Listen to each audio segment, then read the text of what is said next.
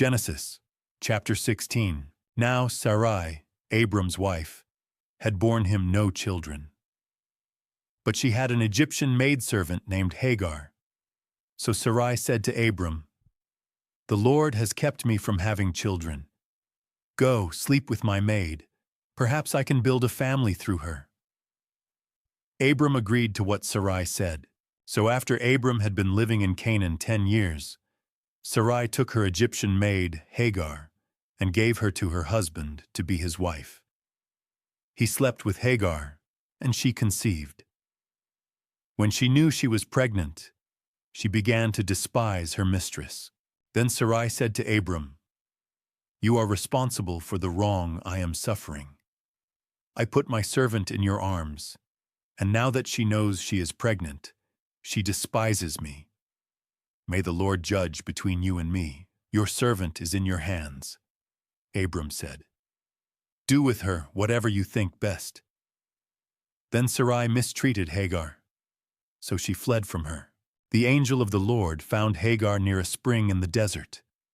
It was the spring that is beside the road to Shur. And he said, "Hagar, servant of Sarai, where have you come from, and where are you going?" "I'm running away from my mistress Sarai," she answered. Then the angel of the Lord told her, "Go back to your mistress and submit to her." The angel added, "I will increase your descendants so much that they will be too numerous to count." The angel of the Lord also said to her, "You are now with child, and you will have a son.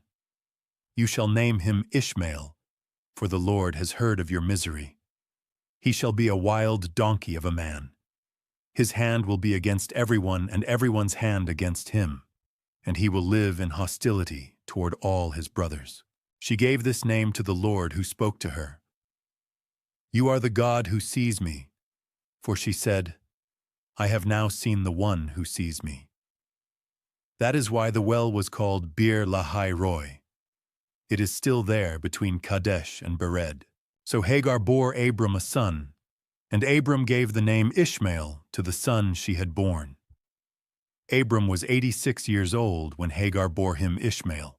Genesis, chapter 17. When Abram was 99 years old, the Lord appeared to him and said, "I am the Almighty God. Walk before me and be blameless. I will make my covenant between me and you and will multiply you exceedingly." Abram fell on his face, and God said to him, "My covenant is with you, and you shall be a father of many nations. Your name shall no longer be Abram, but Abraham, for I have made you a father of many nations. I will make you exceedingly fruitful, and I will make nations of you, and kings shall come from you. I will establish my covenant with you and your descendants, after you in their generations, for an everlasting covenant, to be God to you and to your seed after you. I will give to you and your descendants after you the land of Canaan, where you now live as a stranger, for an everlasting possession, and I will be their God." God said to Abraham, "You must keep my covenant, you and your descendants after you for all generations. This is my covenant with you and your descendants. Every male among you shall be circumcised. It shall be a sign of the covenant between me and you. Every male child shall be circumcised when he is 8 days old, whether born in the house or bought with money from a foreigner. This covenant in your flesh is to be an everlasting covenant. The uncircumcised male who is not circumcised in the flesh shall be cut off from his people. He has broken my covenant." God said to Abraham, "As for Sarai your wife, do not call her Sarai but Sarah. I will bless her and give you a son by her. She shall be a mother of nations. Kings of peoples will come from her." Abraham fell on his face and laughed, saying, "Can a child be born to a man who is 100 and to Sarah who is 90? And Abraham said to God, "Oh, that Ishmael might live before you."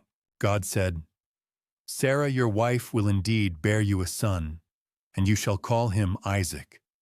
I will establish my covenant with him and his descendants. As for Ishmael, I have heard you. I have blessed him and will greatly multiply him. He shall father 12 princes, and I will make him a great nation. But my covenant I will establish with Isaac, whom Sarah will bear to you by this time next year." When God finished talking with Abraham, he ascended from him. Abraham took Ishmael and all the males in his household, and circumcised them that same day, as God had told him. Abraham was 99 years old when he was circumcised, and Ishmael his son was 13. On that same day both Abraham and Ishmael were circumcised. All the men of Abraham's house, born in the house or bought from foreigners, were circumcised with him. Genesis chapter 18. And the Lord appeared unto him in the plains of Mamre, and he sat in the tent door in the heat of the day. And he lifted up his eyes and looked, and there stood 3 men by him. And he ran to meet them, and bowed himself toward the ground, and said, "My Lord, if now I have found favor in your sight, do not pass by your servant. Let a little water be fetched, and wash your feet, and rest yourselves under the tree, and I will fetch a morsel of bread, and refresh your hearts." And they said, "So do as you have said."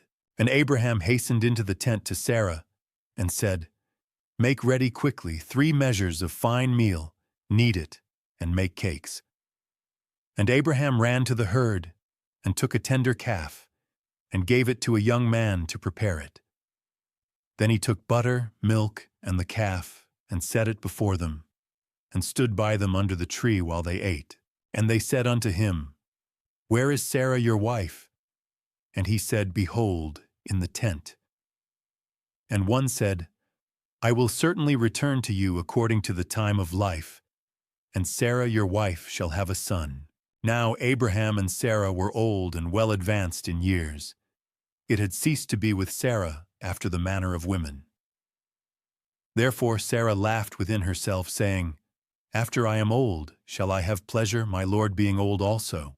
And the Lord said to Abraham, "Why did Sarah laugh? Is anything too hard for the Lord? At the appointed time I will return, and Sarah shall have a son." Then Sarah denied, saying, "I did not laugh," for she was afraid. And he said, "No, but you did laugh." And the men rose up from there and looked toward Sodom, and Abraham went with them to see them off.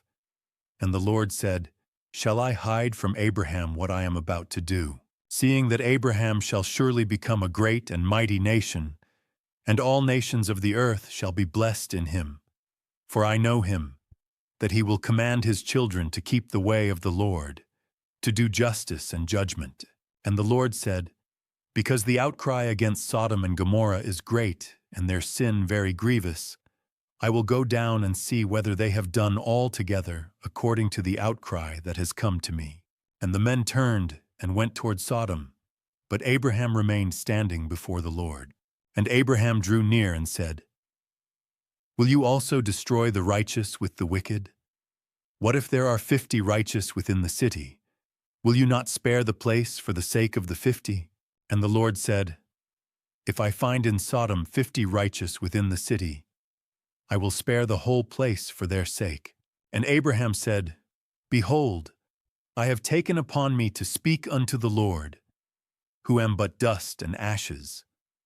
What if 5 of the 50 righteous are lacking? Will you destroy all the city for lack of 5?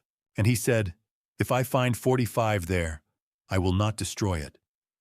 And he spoke again and said, "What if 40 are found there?" And he said, "I will not do it for 40's sake." And he said, "What if 30 are found there?" And he said, "I will not do it if I find 30 there." And he said, "What if 20 are found there?" And he said, "I will not destroy it for 20's sake." And he said, "Oh, let not the Lord be angry, and I will speak just once more. What if 10 shall be found there?" And he said, "I will not destroy it for 10's sake." And the Lord went his way, as soon as he had finished communing with Abraham, and Abraham returned to his place.